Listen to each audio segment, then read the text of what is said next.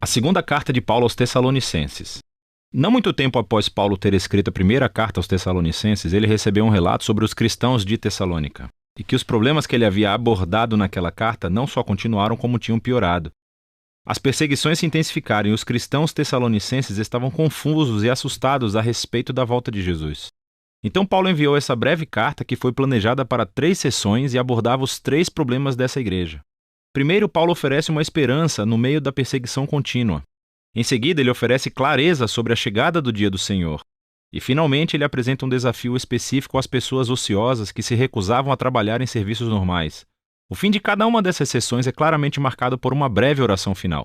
Paulo começa a carta com uma oração de agradecimento ao amor e à fidelidade contínua dos tessalonicenses e especialmente à sua resistência. Ele ficou sabendo que os seus vizinhos gregos, romanos e até mesmo os judeus intensificaram a perseguição a esses cristãos. Eles são uma minoria religiosa enfrentando uma opressão violenta e Paulo se preocupa com a possibilidade deles desistirem de Jesus caso a opressão piore. Então Paulo relembra-os, como fez na primeira carta, que o sofrimento deles por causa da sua associação com Jesus é uma maneira de participar do reino de Deus. Jesus se tornou rei através do seu sofrimento na cruz. E os seus seguidores mostrarão a sua vitória sobre o mundo imitando a paciência de Jesus e a sua resistência à não-violência. Paulo também relembra-os que isso não durará para sempre, pois quando Jesus retornar, ele trará sua justiça sobre aqueles que os oprimiram e que derramaram o sangue dos inocentes. Especificamente, ele diz que a punição deles é serem banidos da presença do Senhor e da glória de seu poder. Aqui, Paulo não especula sobre o destino dos que negam a Jesus. Exceto ao dizer que, ao longo de suas vidas, eles não queriam nada com Jesus e, no final das contas, eles conseguiram o que desejavam, uma distância no relacionamento com seu Criador e Rei. E, para Paulo, essa é uma tragédia final. Optar pela distância de Jesus, que é a fonte de toda vida e amor, é abraçar a própria ruína.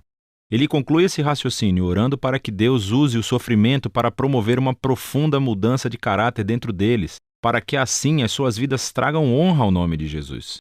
Em seguida, Paulo continua abordando um problema específico relacionado ao retorno de Jesus e ao dia do Senhor.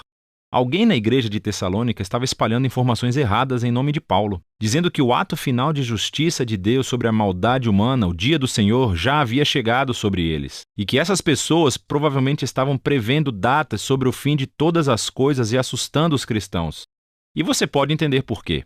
Devido à intensa perseguição, eles se sentiam vulneráveis quando alguém afirmava que Jesus já havia retornado como um ladrão na noite. Eles pensavam que tinham sido deixados para trás e que talvez ele tivesse abandonado os tessalonicenses em seu sofrimento. E esse tipo de conversa realmente irrita Paulo. Isso está deturpando os seus ensinos.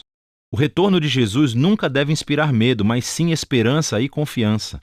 Paulo os lembra de tudo que ele ensinou sobre o retorno de Jesus quando esteve na cidade e faz um breve resumo aqui. É realmente muito breve. Esse parágrafo conta com muitos enigmas e problemas de interpretação. Contudo, o que está claro é que ele cita o famoso tema dos profetas Isaías e Daniel, de que os reinos deste mundo continuarão produzindo governantes que se rebelarão contra Deus, como Nabucodonosor e o rei do norte fez no passado. Esses líderes exultavam-se à autoridade divina e, para Paulo, esses antigos reis e profecias nos davam imagens. Eles estabeleceram um padrão que ele viu se concretizar nos impérios romanos durante a sua própria vida, com Calígula e Nero, e ele previa que isso fosse se repetir. Essa história culminaria com um governante rebelde fortalecido pelo próprio mal. Alguém que causará o caos e a violência no mundo de Deus, mas não para sempre. Ao retornar, Jesus enfrentará o rebelde e todos os que praticam o mal e libertará o seu povo. Portanto, o argumento de Paulo aqui foca em não alimentar a especulação apocalíptica de futuros leitores, mas sim consolar os tessalonicenses. Ele recorda os ensinos de Jesus em Marcos capítulo 13, que dizem que os eventos antecedentes ao retorno de Jesus serão muito públicos e óbvios. Sendo assim, eles não precisam temer ou se preocupar em serem deixados para trás, mas precisam permanecer fiéis até que Jesus venha salvá-los. Então, na sua oração final, ele pede a Jesus e ao Pai que confortem e fortaleçam os tessalonicenses para que permaneçam fiéis ao caminho de Jesus, o que leva Paulo ao último tópico. É um desafio para os ociosos, o que não significa somente preguiçoso. Isso se refere às pessoas irresponsáveis e que se recusavam a trabalhar e ganhar seu sustento, resultando em vidas pessoais caóticas.